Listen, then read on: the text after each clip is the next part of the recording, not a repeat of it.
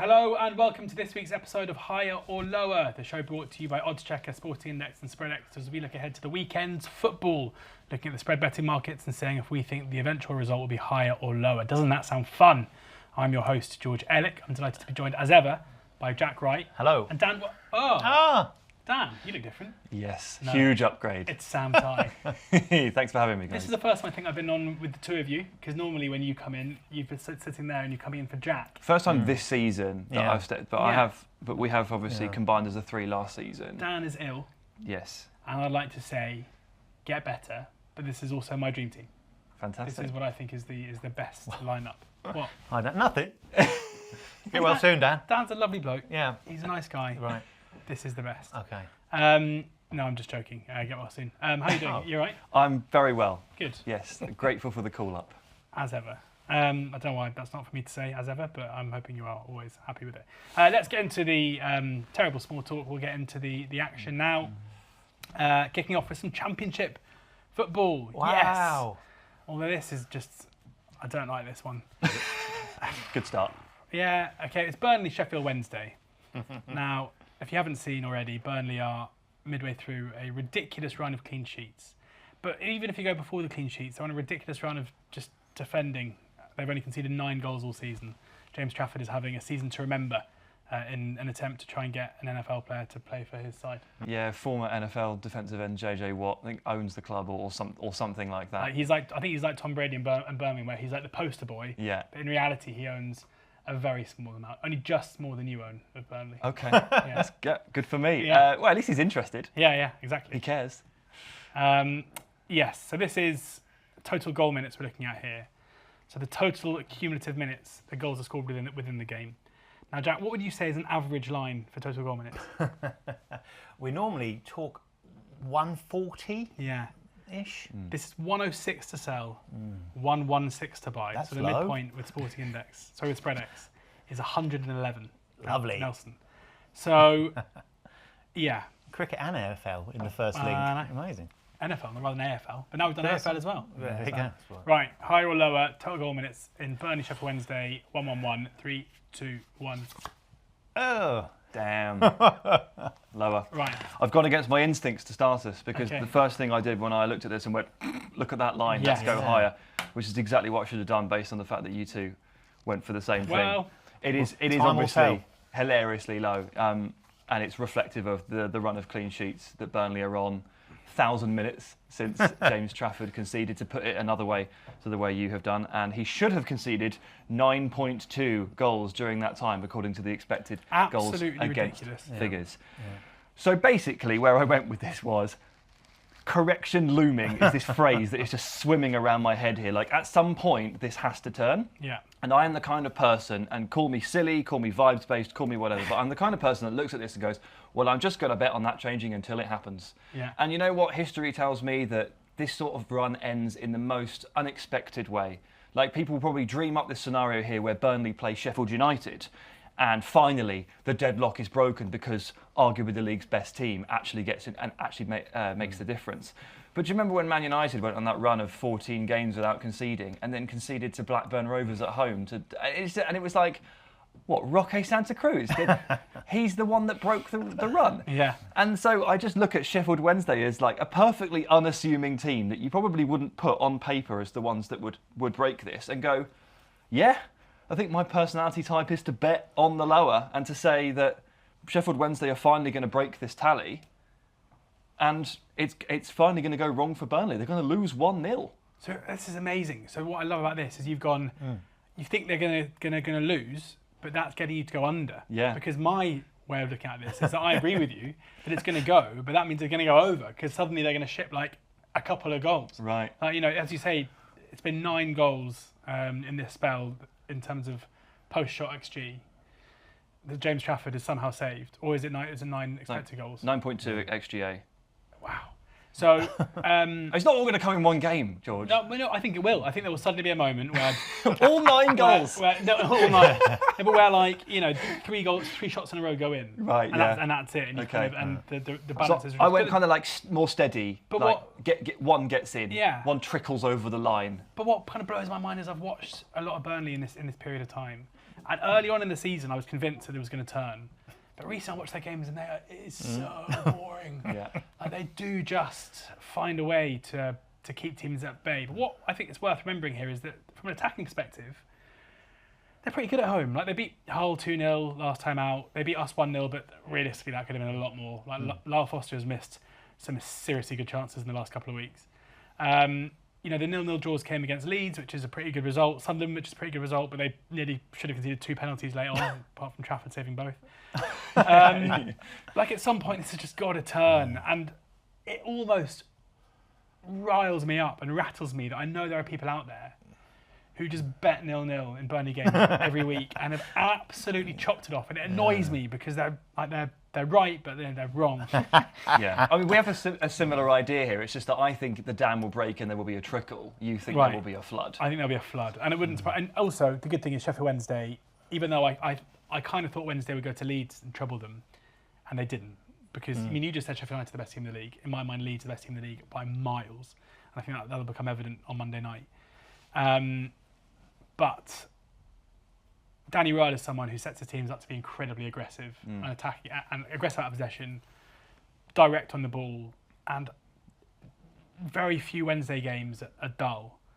And hopefully, this is going to be not an unstoppable force, but like a force against an unmovable object. Maybe the force isn't strong enough. That's how it goes. Yeah. That's Feel what we the say. force. Feel the force. Just a force. Yeah. Hopefully the force can get the object whirling. Thank you. Absolutely superb. Jack, Oh, how do you follow that? yeah. How do I follow that? Well, the question is, one of our catchphrases on the show is that's unsustainable. How long ago do you reckon we'd have said, well, this is unsustainable for Burnley? Like 2023? That's crazy. Absolutely crazy. Isn't it? And the main talking point here is we never covered the Championship games. But there's also a Premier League game on at the same time Friday night. Right. But Who Dan, cares? What's in that? his absence, doesn't matter, does it? Yeah. In his absence, has picked the Championship game. And what's the reason behind that? Who was the side that scored the last goal against Burnley? Wednesday. It was Reading. I've got you, Dan. Ding, I know ding, what you're ding, playing ding, out ding. here. You Yeah, wanted to say exactly that. right, in the FA Cup. So Watford on December the 21st, the last side in the league. Absolutely incredible. But you're right. For me, it's Danny Ryle. The fact that he does attack. He went to Leeds and really attacked. I think Daniel Farke come out in his kind of conferences after that, saying that it was kind of refreshing in a way that a side had come in rather than park the bus like we've talked about previously. Going to Leeds. Wednesday went to attack, but they did concede late. They've conceded late at Coventry, or against Coventry at home last week, 90+2, 90+6 against West Brom, having just got back into the game with a late goal there as well. And those 2 late goals against Leeds, 88 and 90+6, just feel that they do keep going. They are an attacking outfit, and it could lead finally to coaxing Burnley out of their shell, and we'll finally get. It's not a high line to go over, is it? A couple of late goals, job done. So I'm happy to take it on, yeah. Right. Great to spend so much time analysing the Championship. A 0-0 draw. Really love it. Brilliant. Everton, Manchester United is next up. Return of the Moyes. Obviously David Moyes back at Everton, enjoying a great time there. I think he would love to win this one and win it well. Oh, yeah. Given Ruben Amorim's current struggles. Yeah, this feels like a game that United is just a horrible one for Amorim, where their fans would expect a victory, but this looks a lot tougher, I reckon, than it is on paper. Anyway, the total goal line is what we're looking at here with SpreadX. 2.4 to sell, 2.6 to buy. 2.5 is the midpoint. It is. So higher, you're looking for more than, 3 goals or more. Lower, 2 goals or fewer. 3, 2, 1. Goodness gracious me. Colour me shocked. I thought we'd all be saying higher. I'll go first then. But any of you guys seen David Moyes' vibey Everton? Yeah. This is not a Moyes team that we're used to seeing. Their last 3 home games have been a 3-2 win over Tottenham Hotspur, a 4-0 win over Leicester, and that 2-2 draw at home to Liverpool last time out. Now, I expect that in time we will see Moyes' Everton revert back to what we expect him to be. Do you remember when Roy Hodgson came back to Palace? Yeah. And for 2 months they were just this weird vibes team. and then slowly and surely it went back to being dull and he was dispensed with. I think Everton will probably, in time, revert to being a relatively solid side and probably a successful one under Moyes too, kind of in the image of his previous Everton side and even his West Ham side recently. However, right now, they seem to be playing with freedom. They seem to have players in form. And against the United side, whose defensive capabilities are like rotten. I know it was only 1-0 against Spurs last time out, but there were chances at both ends in that game. There was that chance for Garnacho just after Maddison scored. But if that goes in, I think the game probably descends into chaos. And, we know that United carry a massive threat themselves going forward with individuals, especially from wide. We say that, but they're not scoring any goals. The chances are there. Garnacho puts that over the bar in shocking circumstances. How sure are you that if he's presented a similar chance in this game that he does the right thing? And it's not a given that he puts that away the following time because he and a lot of his colleagues are struggling there. You're right. Everton games have hit the higher here more often than not. I think 4 of the last 5 in the league would have hit higher. Yeah. But for United, each of the last 3 have hit lower. So for me, it's about trying to figure out what the guiding force of this game is. What will actually be the determining factor? Would it be Everton's vibesy attack, or would it be the fact that United are crushing games into smithereens and the spirit of it is dying? And in the end, I back United to spoil the game more than I back Everton to run away with it. So I end up on the lower side. I'm the same. I think Everton win it. I think they win it with a kind of a sturdy 1-0, 2-0 kind of scenario. So you're right, Man United are creating lots of chances, but they are missing them, and they've got 2 strikers at the minute. They're kind of forced to play them. Again, Amarim's got this situation where he's got 12 fit senior professionals, and he's going, "You're still going to play my way, not what's the best I can do with what I've got here." And you look at the 2 strikers, so out of form and so low in confidence that if they do create chances, and let's make no bones about it, Everton are generally a strong defence. Yes, they conceded 2 against Liverpool, but that's look at compare the attacks. I think it's a completely different scenario. And Manchester United's defence, actually, despite you looking at it and it seemingly not being great, they haven't conceded that many goals away from home. So they've only conceded 13 in 12 away games. So it's quite tight as far as actual goals conceded are concerned. So I'm going to go with the fact that Everton can win it. But I said the main reason being I don't think Man United score here, and it's going to be a low one. And you look at Everton, Beto apart, where the goal's going to come from. It's going to be James Tarkowski scored a volley from the edge of the box, or a defensive midfielder's found himself with the ball at his feet and he's put it in. So I think it's limited options as far as goal scorers. But that is still happening, though, isn't it? It is happening, but it's not. George, is Beto's form sustainable? Probably not. He'll score this I wouldn't bet on it. Oh, that's the second I am, though, because I'm going higher. Aston Villa hosting Chelsea, Sam's beloved Aston Villa. First match goal is the line here. So it's the first goal. It's the first goal in the game, the minute that it's scored in. So 31.5 is the midpoint here with SpreadX, meaning that there needs to be a goal within the first 31 minutes if you're going lower, 32 and above. So if it's 0-0 after 30, when the clock hits 32, then higher is a winner here. Villa fresh off a pretty dramatic 2-2 draw against Liverpool in midweek. Chelsea floundering a bit. I think Enzo Maresca was right when he said that they're not title challengers. He's spot on. He's proved that. He's gone out of his way to prove himself correct. He almost. He's gone, I'm going to show you. Yeah, exactly. I'm going to show you. Does he come out of that with credit because he called it? Oh, got to. Yeah. Depends if he demoralises players while doing so. Depends if he keeps playing Cucurella at someone like weird 10. He's made himself an absolute shoo-in to be a pundit after he gets sacked very shortly. Yeah. First match goal, higher or lower. Villa Chelsea, 3-2-1. All lower. Sam, because you see more Aston Villa than anyone in the world, can you tell us why? Yeah, from Villa's perspective then, we know 2 things about them. One is that they pretty much always find a way to concede a goal.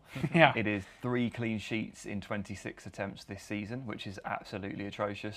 It's like if the top end of the pitch wasn't so stacked with quality and able to get points, then you consider that to be a relegation level record defensively, right? 3 clean sheets in 26 games is not good enough. And they had this nasty habit of conceding with the first shot on target for a while, which really irked everybody. Kind of grown out of that a little bit, but unsustainable. Unsustainable. But it's still a very heavily wounded defence. Cash is just back. Disasi can't play against his parent club. Camara is injured. Konsa didn't make the matchday squad in midweek. They're just hoping and praying, crossing all fingers and toes that he can be fit for this one. Otherwise, genuinely, there is one fit central defender here, one available central defender, which is Tyrone Mings. Once a game, he hurts his knee and limps off for a bit. It's very, very unstable back there. And you're coming up against, okay, a Chelsea team not in great form, but you're still coming up against really good players, not least of which is Cole Palmer. So, yeah, Villa vulnerable defensively. Then Chelsea have kind of collapsed inwards a bit defensively too. They just lost 3-0 to Brighton. They're up against Rashford and Watkins and Asensio and Rodgers and Marlon and Ramsey. I just think, like, I wouldn't forecast a clean sheet for either team here. I think that would be madness.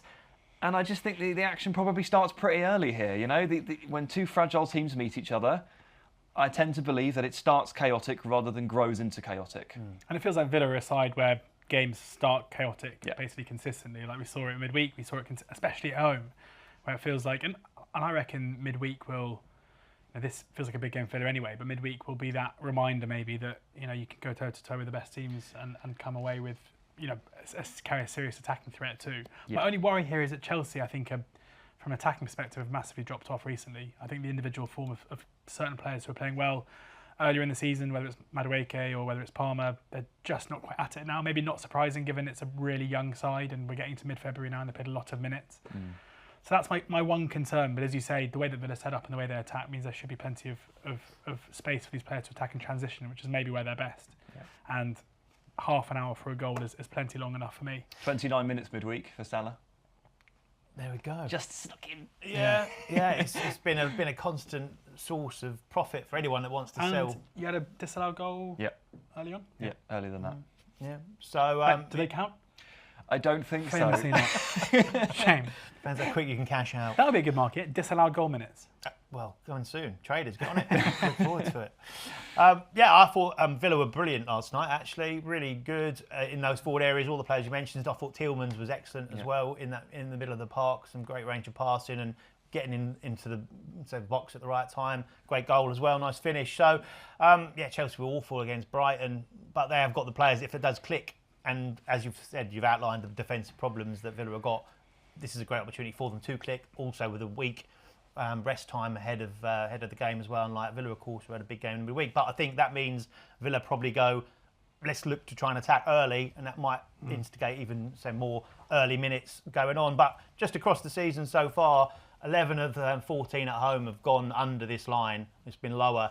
And there's been 6 games where there's been a goal in the first 10 minutes at Villa Park as well, which is an incredible record. That first shot on target. Yeah. They've scored a few, but you look at the last 3, it's been the 29 and 56. Ipswich was the outlier there, but I think you look at the 2 of the outliers of Ipswich and Leicester, and you'd suggest that possibly sides that are going to try and hold on a bit and not actually go toe-to-toe. Juventus was the other one, and 0-0 in the Champions They did the same League. as Leicester, mate. Yeah, well, they're very similar sides, aren't they?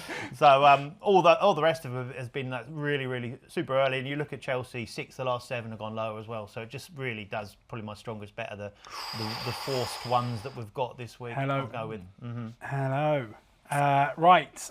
2 more games to preview before we get into our best bets of the weekend. Newcastle hosting Nottingham Forest next up. 2 of the form teams they were 2 of the form teams until relatively recently. Total goals is the marker here. 3.1 is the midpoint. So 3 to sell, 3.2 to buy. The Sporting Index. 3, 2, 1. Wow. All low again. Yeah. Huge game. Top 4 battle. Yeah. Are Newcastle a little bit distracted? Chris Wood derby. It is the Chris Wood derby. Yeah. Did you see the All It's also Whites? the Elliot Anderson derby. Yeah. Nice. Yeah. Did you see the New Zealand football team Twitter account promoting the upcoming friendly in Oslo? Oh no, upcoming friendly in Oslo between New Zealand and Norway, with a poster of Wood and Haaland saying the Premier League's top 2 strikers meet on this date in Oslo. No, I did not see that. Really great. Do you know what? I'm glad I didn't. Shame. I loved it. Oh, good. Well, did you share it? No, I wouldn't do much. that. And they didn't pay me. #ad. Well, okay. There we are. Form an orderly queue. That's a massive game for the top 4. Yes. Who's going to make it? obviously the top 5 possibly will go into the Champions League, but we'll talk top 4. Chelsea are even money to be top 4. And then Forest at 9-4, Newcastle 3-1, and Bournemouth 9-2 as far as getting into that is concerned. Villa? They're out of that particular didn't bracket. Look. Didn't even bother to look. Well, I think they're next. They are next. What is the point in looking? 12-1? I'll have a look. Yeah, do that. So, yeah, big stuff. And I think I've gone lower here. I think Forest will look to make sure they avoid defeat in this one, but would love, obviously, to nick a win. They've shifted, haven't they, from a 4-2-3-1 to a 3-5-2, so they've kind of diluted their attacking threat in wider areas. So Newcastle, I'm just wondering if they are a little bit distracted by the League Cup final coming up. I know it's a little way off yet, but 50-1. 50-1. Sorry. Okay, carry on. Yeah, well, should I pad with enough time for you to get online? As short as 16-1 in some places. Right. Use oddschecker. Okay. Yeah. Excellent. So, 9 of 12 have gone lower for Newcastle home games, somewhat possibly surprising. They're averaging 2.83 goals per game, and it's 9 of 13 for Nottingham Forest, averaging 2.92. So I just think this might well be a bit tight and cagey as these two sides are trying to get back a little bit of league form after a couple of wobbles, as you mentioned. I thought all the lines I looked at in this game, they all seemed pretty high to me. Like the bookmakers are. They seem to be expecting like fireworks in terms of not only goals, because I think this is a bit high for these two teams in terms of how they collide and how they clash, but also the bookings are pretty high too. You need 6 bookings here for the Who's on the whistle? For the high to come in. I was going to ask you that. So and that seems high as well. It just really feels like one of those games where these are two really aggressive physical teams. There's a lot on the line for them. They will hack into each other, which you might think means bookings. But then again, sometimes you just get a ref who just lets them go at each other and just lets it play. I think Villa-Liverpool on Wednesday night was one of those scenarios where bookings were very few and far between. There's a lot of 50-50s tumbled over the edge. And Newcastle... 60-40s then. Sorry? 60-40s then. Yeah, there you go. So, and Newcastle Forest, they're both probably going to try and break the game up for each other. And I feel like in that scenario... that will keep a cap on the amount of goals. So this line gives us a really nice amount of security with that third goal. So I was lower. This was probably my strongest one. Okay, there we are. Yeah, I kind of agree. I think it might be quite bitty. Often when there's a lot on the line. And it's kind of one of those games where I think it's relatively important that neither team loses. And I know that we've seen Forest, for the most part this season, offer much more of an attacking threat than you'd expect for a Nuno side. But I think in a game like this, his pragmatism might just come out where he's like, if we can get away from here with a point, that is huge, and they'll set up to defend and be relatively solid. And even if they go one down in the game, it's not really in his nature to suddenly kind of open up and play expansively. And the fact that we could get 3 goals here and still be on the right side, I think is enough for me to. I do just wonder as well if Nick Pope steps back in between the sticks finally after a little while now, just sat watching Dubravka. Dubravka did not do well, obviously, at the Etihad. I think that third Marmoush goal went straight through him, more or less, and there have been a few calls. And I wonder if Pope stepping in also just gives you that shoring up element to Newcastle, which only helps us on the lower. Yeah. Right, final race on the card is Man City against Liverpool. Once upon a time, this would have been a title decider. Could still be if Liverpool win it. Man City don't have much of a say in that race. Liverpool are the favourites. Who would have thought that at the beginning of the season at City? 0.15 is the midpoint of the Sporting Index. So higher here in the supremacy is a Liverpool win. Lower is a City win or a draw. Now, who is the real Manchester City? The one we saw against Newcastle or the one we saw against Real Madrid?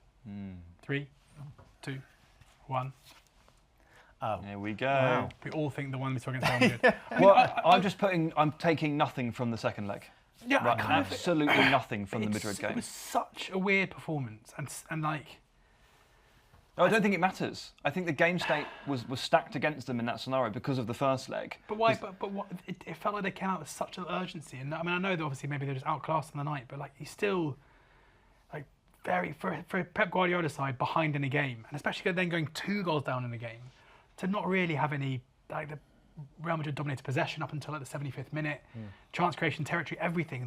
They were so off. It just seemed really passive. It seemed really passive. Slow, and it was a complete poster campaign really for modern day attacking, vibrant, quick, aggressive football against just like tippy-tappy, nothing. But it wasn't even that tippy-tappy. Yeah, they just existed, didn't they, Yeah. really? Yeah. So why have we all got faith in them? Well, to a point anyway. This is effectively a double chance on City here. Yeah. So this is as much a bet against Liverpool winning as anything else. And if you'd done the show on Tuesday, I would have taken Liverpool supremacy higher for sure. What I saw on Wednesday from Liverpool at Villa Park, and this isn't really a comment on their performance because ultimately they created like 2.5 XG, they scored 2 goals.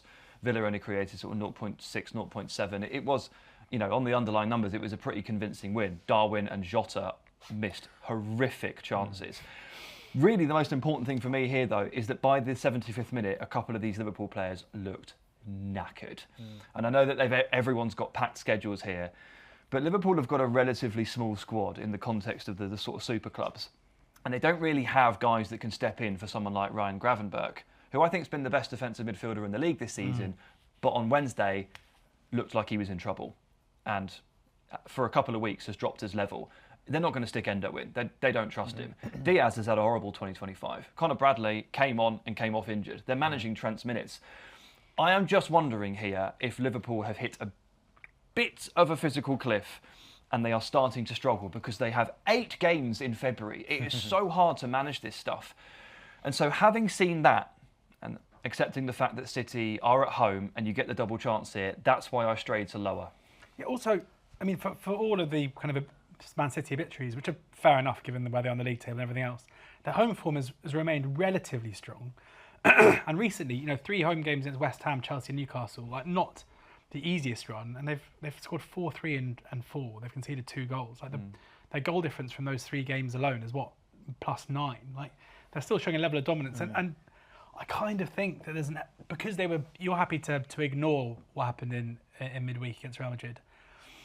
There's an element to me where they effectively priority shifted, and it was a performance that was so different to what we saw on Saturday against Newcastle that maybe now it's a case of like we need to prioritise making sure we finish in that top 4 and making sure we're in this competition again next season. Not consciously necessarily. Yeah, of course. And what's the psychological impact there of stepping onto the pitch and Erling Haaland's not even there? Yeah. And I'm not using the O word here for Pep Guardiola here. Like it seems like he ended the Newcastle game a bit injured and couldn't play.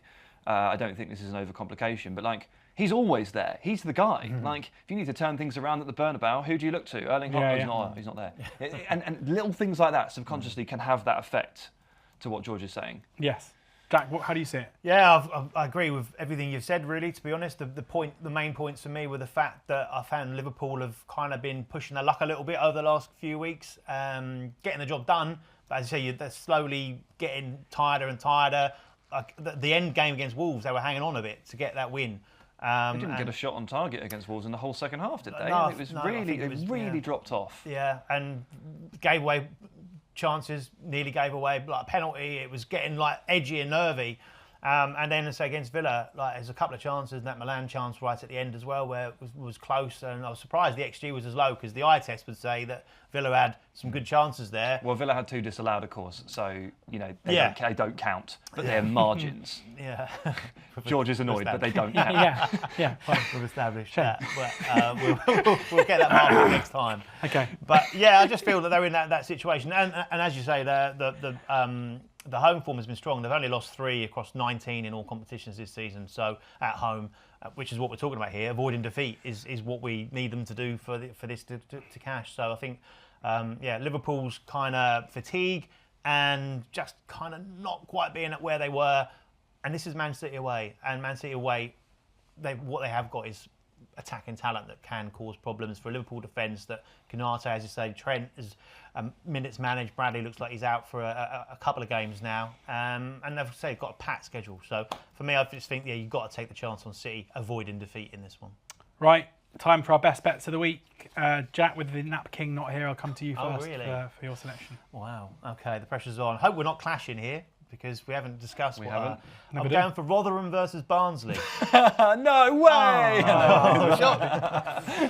I reckon you're going... I don't really know. Barnsley are playing terribly at the moment, but Rotherham out of form as well. They are. Sell match performance? I'm going with total goal minutes. Yeah, you're right. Two sides that are expected to be bang up there are not. I wonder if there's a bit of pressure under Steve Evans, more pressure under Steve Evans now, the fact that Paul Warren's back on the market. I would have thought so. Going back for another tour of duty there. I say one thing, their home form hasn't been that bad, but it's just the goals that have been happening at home for them. Really catching eyes. 6 of the last 8 games at home for Rotherham have gone over 2.5 goals. And I've used the 2.5 goals thinking this line is midpoint is 1-3-3, so I'm going higher than that. A couple of 3 goals in the game should see us well on that mark, if not over it. And so Barnsley massively underperformed. Looked like they were going to be there or thereabouts, and they've now picked up 1 point from the last 6, haven't they? But again, there's been plenty of goals in those games as well, and they're the highest performing team as far as over 2.5 goals in League One is concerned. And you look at the last 4 games for both these sides in their respective home and away games. Rotherham's minutes have been 2-2-1, 1-7-1, 2-5-6 and 2-4-1. And Barnsley's away 1-5-6, 1-6-5, 2-4-5, 2-6-2 and 1-9-5. So plenty of goals, plenty of minutes as well. 2 sides, I think Yorkshire Derby, early kick-off on Saturday. And I think this is kind of one of those games that both will fancy their chances of at least getting a moral victory in a season that's been really underwhelming. What's yours? Did you have to ask him to go first? That was so comprehensive. Yeah. Mine is going to look so poor in comparison. Well, you should do more research. I really should have done, yeah. I forgot who I was up against. I usually sit opposite Dan. I am buying Brentford supremacy over Leicester this week for sure. Usually, I like the term home banker, but honestly, looking across the Premier League this weekend, I'm struggling to actually buy into one. And I feel like the best bet is actually here an away win for Brentford at Leicester. Brentford 3 away wins in a row. Their home and away thing has completely flipped. They can't win at home and only win away. And Leicester 5 home losses in a row and 9 losses from 10. And they're very, very simple facts. We can't get away from this sometimes. Brentford are a lot better than Leicester, so I think they'll win. And it is honestly sometimes as simple as that. Yeah, simple. I think that's fine. Just on the subject of those kind of home advantages and home favourites. Obviously, it's a very even slate here. You've got like Man City and Liverpool, and you've got like Newcastle and Nottingham Forest. So you've got a lot of really close games. Villa, Chelsea too. Arsenal are the shortest odds to win at home, but they have no strikers, so that feels really sketchy. The next one is Bournemouth. We live in a world where every week when Bournemouth play at home, they're really strong favourites. So I was tempted for that, but I like Leicester to lose more than that. I think they scored 1 goal in their last 6 at home, haven't they? They're relying on Jamie Vardy up top, 38 years old. Gary Hooper signed for my local team this week. No Gary way. Hooper, 37-year-old. So he's a year younger than Jamie Vardy. He's still only 37. Yeah, he is. He kind of played like he was Malden and 37 Tiptree. when he was... Does he? He signed this a couple of weeks ago. Nice. There's some really good games in the Championship on TV this weekend. I'd probably avoid Burnley, Sheffield Wednesday on Friday night, although Bristol City Borough is on at the same time. It should be quite good. Sunderland Hull should be really good. Early kick-off on Saturday. Big game, Sunderland and Hull. Hull trying to get out of the relegation zone. Massive game Monday night. Sheffield United hosting Leeds, which is probably the one game, if you can only watch one game in the Championship this weekend, it would be that. But also, Watford-Luton.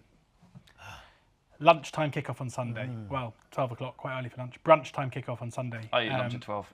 On Sundays? Every day. Really? Sometimes 11:55. Yeah, so do I.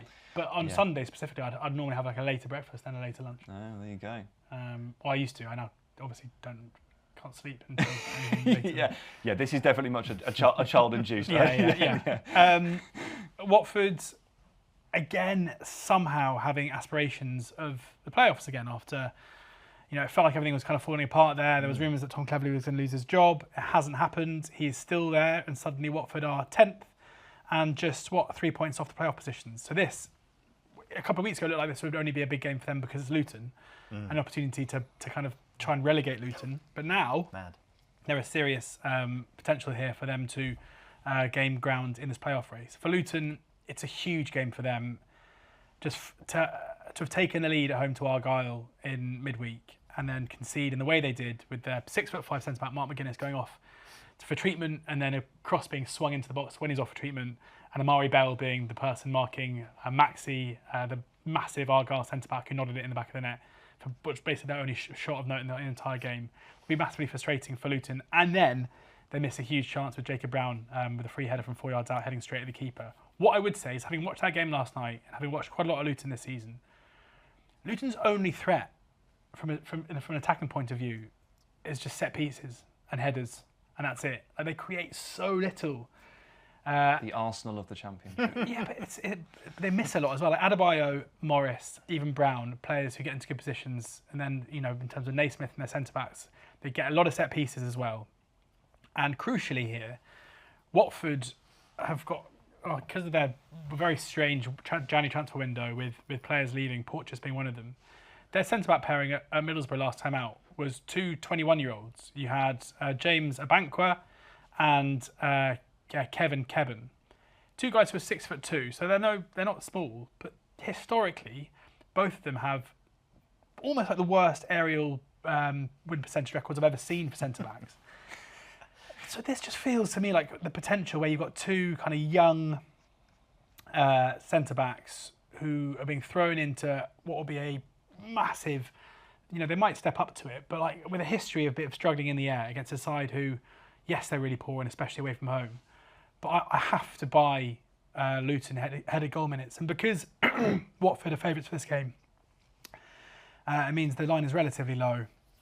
You are getting Luton headed goal minutes is 17 to buy, but super minutes, which is where it multiplies by 2 for the second header and 3 for the third header, is only 4 points higher.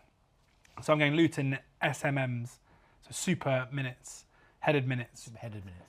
At 21, buying is my bet of the weekend. Nice. Just a quick one. I was very interested in that. I just looked up the aerial win rates of the two centre backs. They're both on 2%. There you go. 2% of aerial duels won. 2%. How do you get to 2? What? So Did they try? It just feels like a quite a good. One hit them. Do they try? I don't know. I mean, it is bizarre. 6'2" and won 2%. They duck, I think, is the key here. Got hit in the wall. Got hit in the wall. In the wall. Oh, in the wall. That's like Yeah, probably. Although is that a duel? Depends if.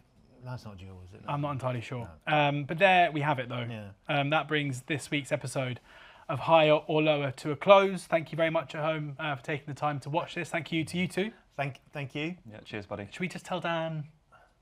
It's all right, mate. Just you get better. We'll get Sam in next week. Take a month, exactly. We will be back again next week for another episode of Higher or Lower in the hope that Dan is obviously fitting well to return. Sorry, Sam. But thank you to the guys for showing their tips, thoughts, and insight. If you haven't already got a SpreadX account or a Sporting Index account, make sure you click in the link in the description below. There is a new customer offer there, which if you click on it, you'll see it there. T's and C's to apply. And remember, with spread betting, losses can exceed your initial deposit. oddschecker has you covered for your fixed odds betting needs, while whoscored.com has all the stats you need, such as aerial win percentages. Yes. So make sure you check that out too. We'll be back again next week. Enjoy the football, and please ensure that you're gambling responsibly.